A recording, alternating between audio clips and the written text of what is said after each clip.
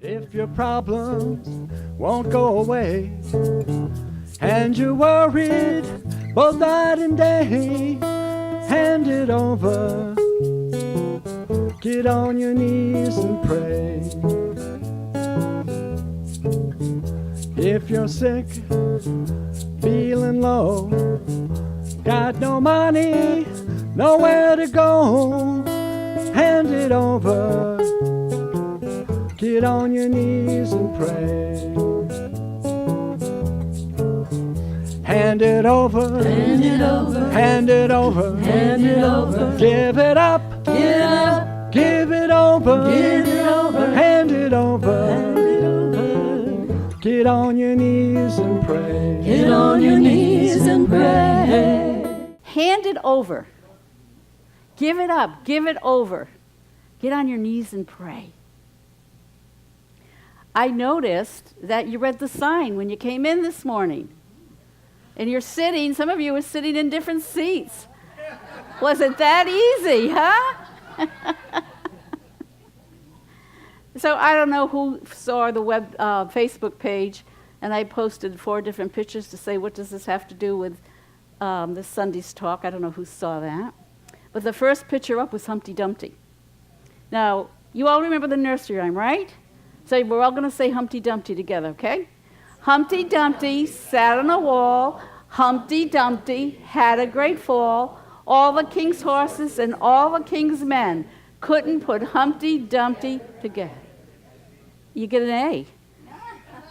So why was that? Why couldn't Humpty Dumpty be put back together again?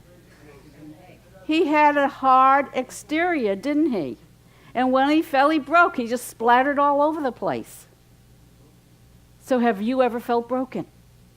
Have you ever felt like you're splattered all over the place and can never be put back together? Because when we build up a hard exterior, when we try to be in control of our life, to take charge, when we're unwilling to hand it over, and not if, but when we fall, just like Humpty Dumpty, we probably break.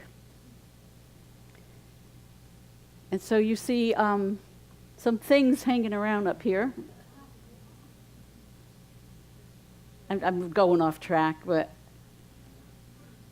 I was sitting at my desk working on the talk, which has to do with these things, and I'm watching somebody walk.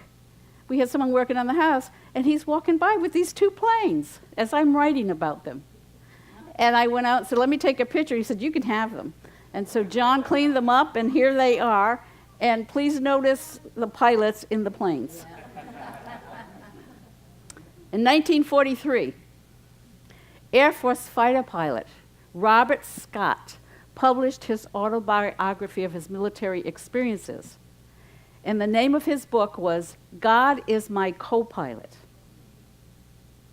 Later, it was made into a movie.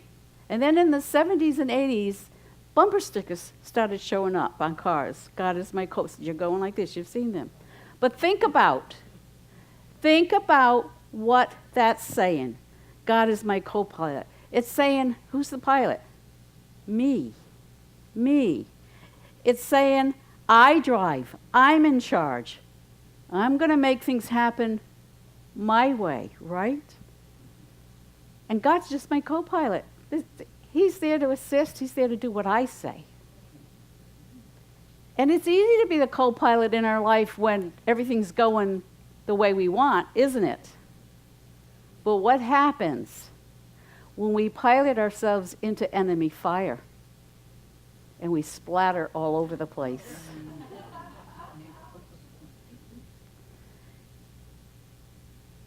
It's those times that I feel like I'm never going to be put back together again.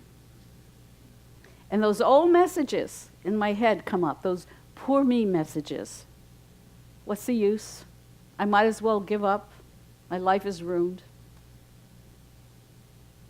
For some people, it takes what we call hitting the bottom to hand it over, to surrender our willfulness. Now, some time ago, a new bumper sticker showed up, and I like it a lot better. It says, If God is your co-pilot, what's the sign say?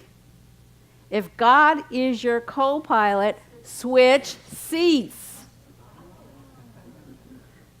In unity, we have a saying, don't we? Let go and let God. Switch seats. Because there's a rhythm, a divine order in our life and in the universe, and it's always there. It's around us, within us, everywhere present, ready to pilot and guide us if we just allow it. When I switch seats, he's agreeing, you see, everybody knows. When I switch seats, I give up control. I surrender to what we call the flow. And you know what? Miracles show up. Cindy's closest friend went to China on a trip. And when she came back, she brought Cindy a gift of this fine white, exquisite silk scarf. And Cindy loved it. She wore it a lot. And one day when she was wearing it, she got an ink blot on it.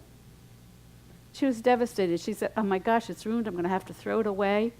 And she was telling an artist friend about it. He said, let me take it. Let me see what I can do with that. And in a few days, he brought it back.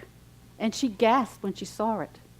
He had taken Indian ink, and he'd started at that blot, and he created a striking design on the scarf, and it was more beautiful than it was before.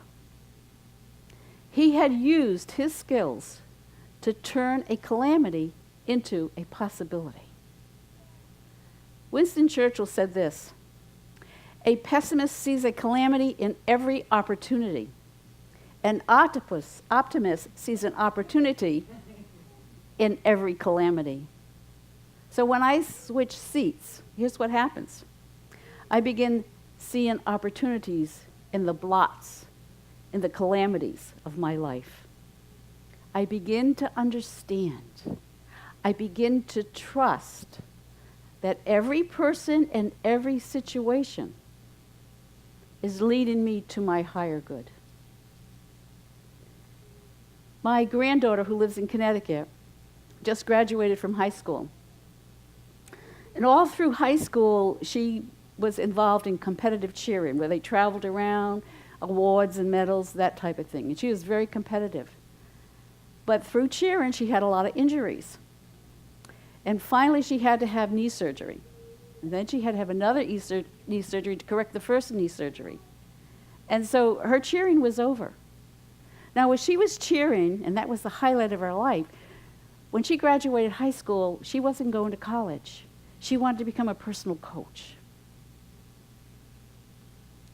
Through this experience, through this calamity, as she went through the hospitals and the doctors and watched the medical field, her interests changed and she was inspired.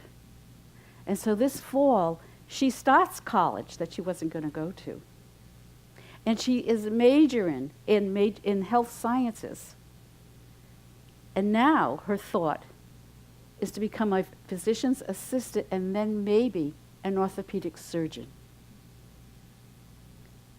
A big seat switch from a personal coach, isn't it? When we take our calamities and turn them into possibilities. It may seem like I have to be the pilot in my life, that I have to depend on myself to make things turn out the way I want them to. Until I fall off that wall, until I splatter. Falling off the wall is an opportunity. It's an opportunity for me to release my control. It's an opportunity for me to stop manipulating life and people. Because fighting a situation, fighting someone, only gives it more power. Patrick Overton said this, when you come to the edge of all the light that you know and are about to drop off into the darkness of the unknown, faith is knowing one of two things will happen. There will be something solid to stand on, or you will be taught to fly. Now, many of you probably know that how a mother bird teaches a baby to fly. Baby birds depend on the mother to feed them. And so the mother will stand further and further away from the baby bird, closer and closer to the edge of the nest. And the baby bird, wanting the food, follows her, and then she lets it drop off the nest. And after it does that a few times, it learns how to fly. How many times are you going to fall out of that nest before you learn how to fly?